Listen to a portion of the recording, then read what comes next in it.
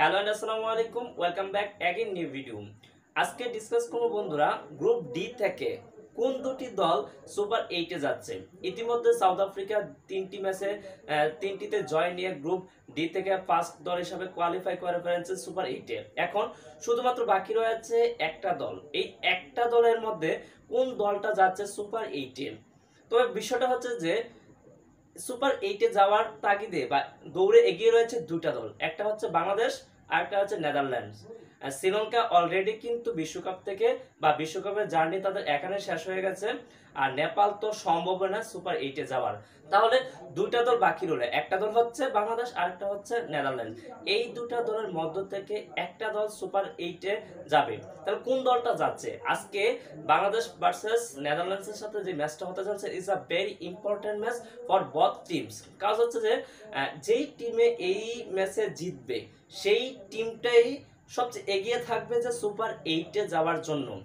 বাংলাদেশ দুটো ম্যাচ রয়েছে, একটা তো আজকের ম্যাচটা হচ্ছে যে নেদারল্যান্ডসের বিপক্ষে, আরেকটা হচ্ছে নেপালের বিপক্ষে। সো বাংলাদেশের কিন্তু একটা টার্নিং পয়েন্ট হচ্ছে যে বাংলাদেশের যে দুটো ম্যাচ রয়েছে, একটা হচ্ছে নেপালের বিপক্ষে, এই ম্যাচটা চাইলে বাংলাদেশ জিততে পারে।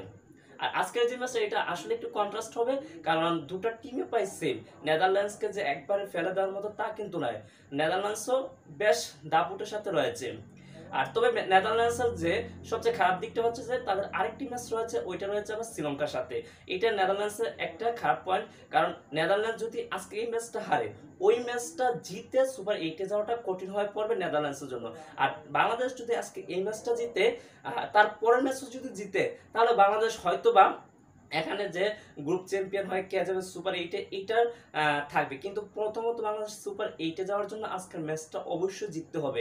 যদি জিততে না পারে তাহলে হয়তো বাংলাদেশ সুপার 8 এ যাওয়াটা একটু কঠিন হয়ে পড়বে।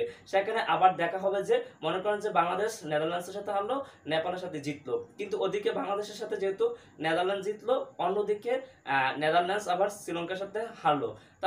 তাহলে এখানে দেখা হবে যে দুটা দলের 4-4 পয়েন্ট হয়ে যাবে। সেক্ষেত্রে দেখতে হবে যে নেট রান রেটে।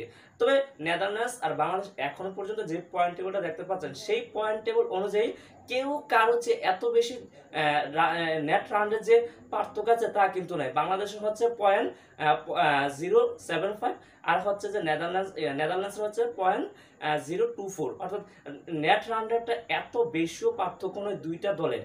হ্যাঁ, বাংলাদেশের সাথে যদি নেদারল্যান্ডস জিতে যায়, তাহলে এখানে বাংলাদেশের নেট রান রেটটা কমে যাবে, আবার 2 পয়েন্ট তো মাইনাস হচ্ছে। অন্যদিকে ধরেন বাংলাদেশ নেপালের সাথে জিতলো, সেখানে হয়তো 2 পয়েন্ট আবার পাচ্ছে, এক্ষেত্রে নেট রান রেটটা একটু বাড়ছে। ওই ক্ষেত্রে আবার শ্রীলঙ্কা যদি নেদারল্যান্ডস যদি শ্রীলঙ্কার সাথে হেরে যায়, এক্ষেত্রে নেট রান রেটটা কমবে। সেক্ষেত্রে টোটাল ভিউটা হবে যে নেট রান রেটে কে এগিয়ে রয়েছে।